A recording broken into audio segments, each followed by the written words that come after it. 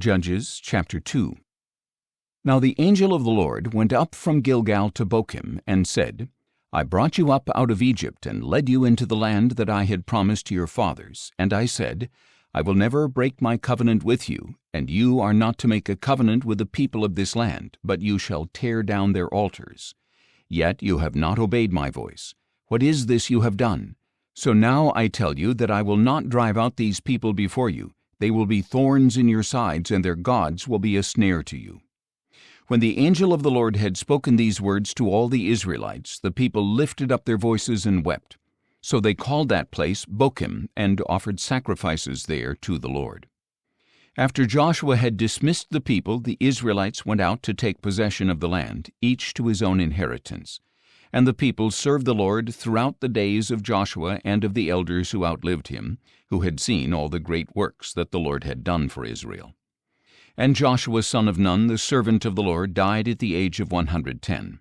They buried him in the land of his inheritance at Timnath-Heres in the hill country of Ephraim, north of Mount Gaash. After that whole generation had also been gathered to their fathers, another generation rose up who did not know the Lord or the works that he had done for Israel. And the Israelites did evil in the sight of the Lord and served the Baals. Thus they forsook the Lord, the God of their fathers, who had brought them out of the land of Egypt, and they followed after various gods of the peoples around them. They bowed down to them and provoked the Lord to anger, for they forsook him and served Baal and the Ashtoreths. Then the anger of the Lord burned against Israel, and he delivered them into the hands of those who plundered them. He sold them into the hands of their enemies all around, whom they were no longer able to resist.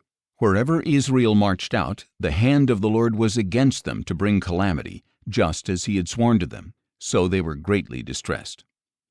Then the Lord raised up judges who saved them from the hands of those who plundered them. Israel, however, did not listen to their judges. Instead, they prostituted themselves with other gods and bowed down to them. They quickly turned from the way of their fathers, who had walked in obedience to the Lord's commandments. They did not do as their fathers had done.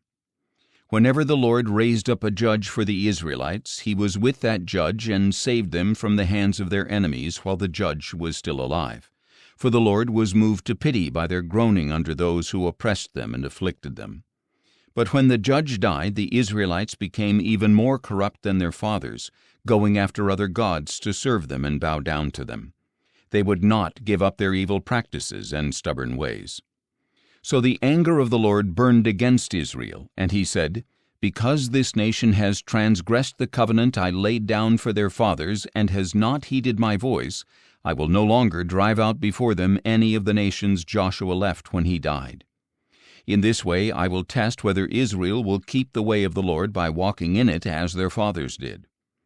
That is why the Lord had left those nations in place and had not driven them out immediately by delivering them into the hand of Joshua.